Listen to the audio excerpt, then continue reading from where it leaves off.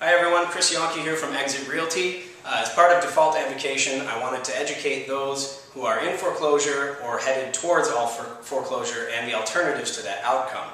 We'll be sending out a series of videos that will outline certain aspects of foreclosure and alternatives to that. What we're going to talk about today is the Illinois state-specific foreclosure timeline and how it actually works. But before we get into that, I wanted to describe two different things that are important for Illinois itself. One is that we are a recourse state. What that means is that anytime a bank forecloses on a borrower, the lender or the bank has the right to pursue the borrower for the deficiency judgment for lost money. But we are also a judicial state. What that means is that anytime a bank is going to foreclose on a borrower, they must go through the court system or the judicial process in order to do so. So I'm going to take the next 2 minutes or so to outline the foreclosure timeline and see what it looks like. And if you need any kind of extra additional information, go to chicagolanddefaultadvocate.com.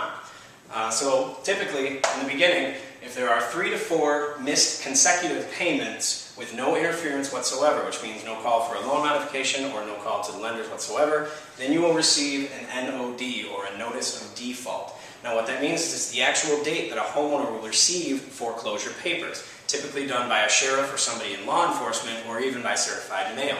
And this is just so that it can be legally recorded. Now it can be threatening or scary, but it is just a part of the judicial process in Illinois, which means that you are in foreclosure, not foreclosed on.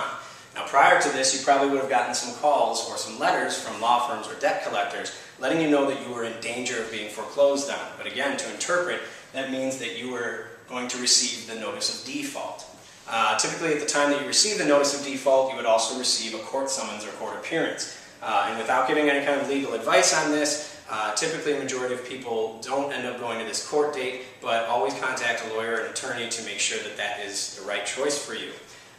From the NOD date, you'll typically get every 30 to 60 days, you would be getting, again, court appearance or court summons. And like I was saying before, to interpret, this is so that a lender or bank can legally deed a property back from the borrower. If they don't follow this, then they're not within the judicial system.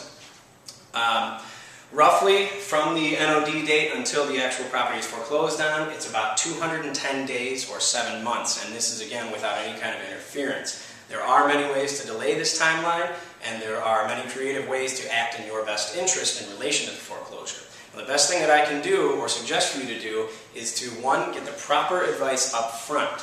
Also to know all of your alternatives, because the sooner that you act, the more alternatives that you'll have in relation to this.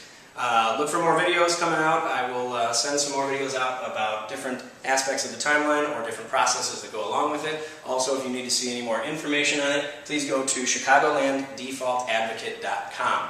Thanks everyone, we'll see you soon.